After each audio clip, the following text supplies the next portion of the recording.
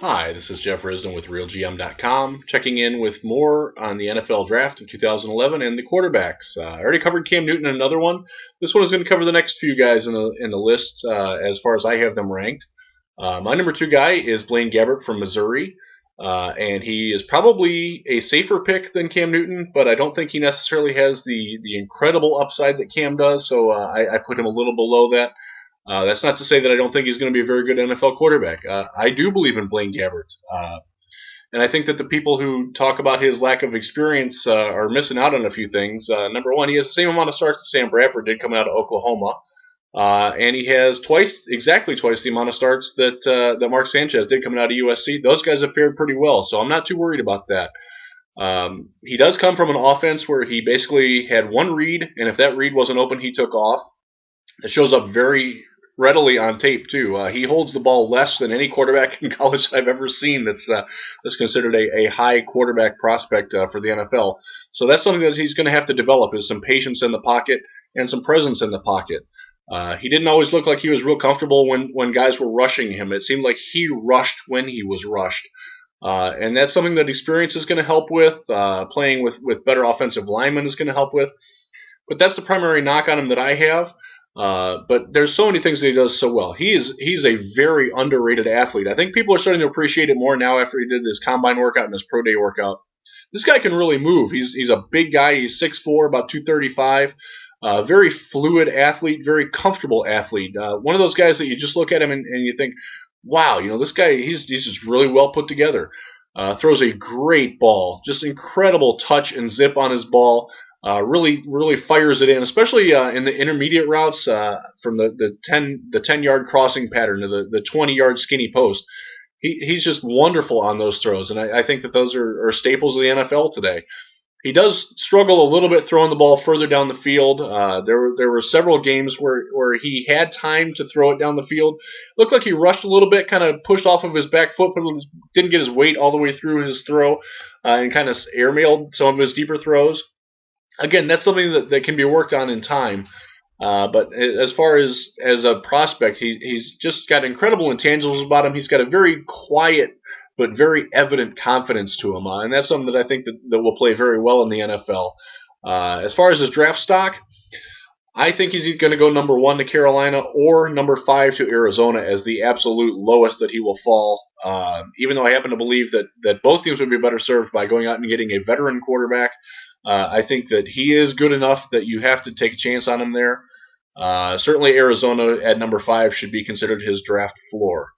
Next in line, I go personally, and I know this is a little bit of controversy, I happen to like Colin Kaepernick from Nevada next. Now he comes from a non-traditional offense as well. He comes from the pistol in Nevada, which basically lines up kind of in a half shotgun with the running back behind him. That's something that you just don't see in the NFL more than a couple of plays a year. And it will take him some getting used to. He's threw for over 4,000 yards, ran for over 1,000 yards. And that's probably underestimating what he did now that I think about it.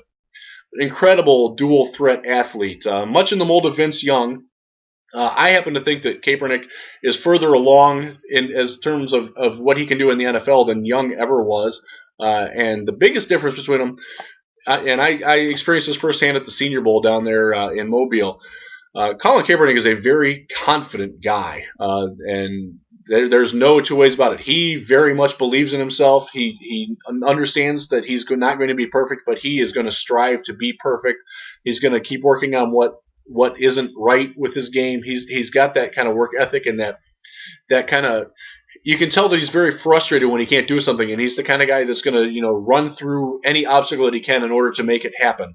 And I really like that about him, and that's something that Vince Young just never had, and I think that's why he's kind of washed out of Tennessee and is going to have trouble finding another job. I love Kaepernick's ability to throw on the run.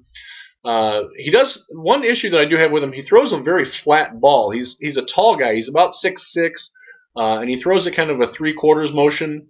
And doesn't always get some arc on the ball, especially on his deeper balls. And that showed also at the Senior Bowl workouts. He can really throw the ball. He has the highest velocity of any quarterback probably that I've seen in a long time, certainly since Matt Stafford. He's right there with that. But he can throw the ball through a brick wall. But he also throws it with there's a little bit of touch on it. it's not as easy to catch as some of the other quarterbacks like Gabberts, but it's certainly a very catchable ball. There's a lot to work with there. I'd like to see him get some arc on his throws. I'd like to see him get his feet cleaned up just a little bit. But with his work ethic and confidence, I'm pretty confident in him being able to overcome that and become a very good NFL starter. Probably not right away. I'd like to see him sit for a year or two, ideally. As far as where he's going to go in the draft, the vibe that I'm getting is that he's going to go in the early part of the second round, probably the top half of the second round. I don't think he's going to sneak into the bottom of the first round. I just don't see that happening. But for a team that has an established starter and can slide him in, and I think Jacksonville at number 16 is perfect for him.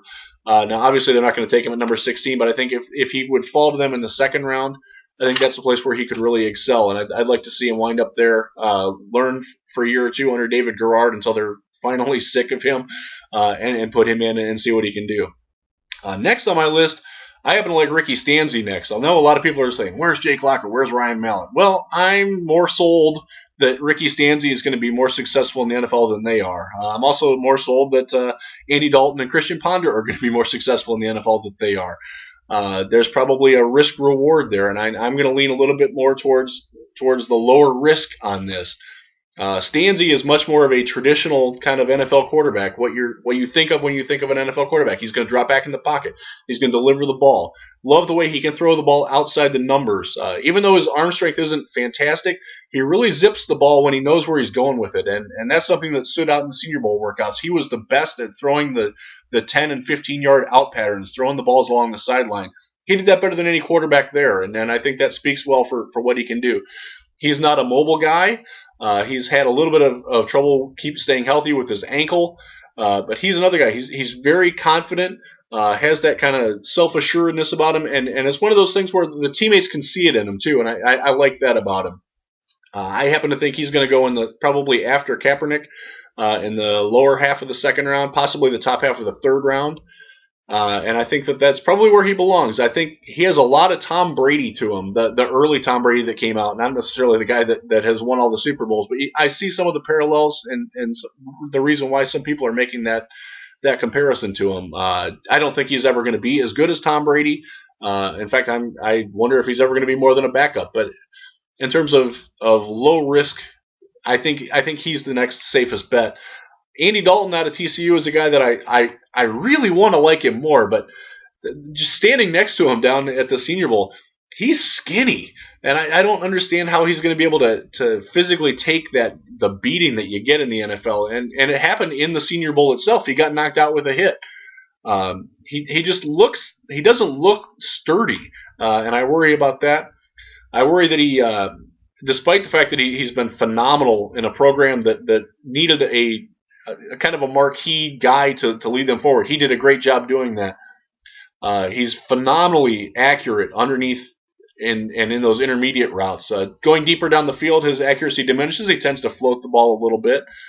He tends to force the ball a little bit, especially when he's panicked. He's one of those guys where he has good pocket presence, but if he kind of gets a little antsy, if he doesn't feel the blindside rush and will, if he all of a sudden the guy's there, he's like, oh, I got to throw it, and that has led to some issues with him. That's a problem for everybody, but it's especially acute with Dalton. Now I'm hearing he's probably going to go in the late half of the first round. That seems a little high for me. I'd ideally like to see him go later in the second, possibly at the top of the third, around the range that Stanzi's going to go. Next on my quarterback list, if you keep going down, I like Christian Ponder. I actually think that he has probably the best chance of being a great NFL quarterback in any of the guys I'm talking about here. My issue is that he has a very troubling throwing motion. He's missed time already with some elbow problems, and you see why. He's a complete arm thrower. He doesn't use his shoulder to fire the ball. It's all from so much torque on his elbow and his wrist. I think he's going to continue to have a lot of problems with that. He throws the ball flat-footed.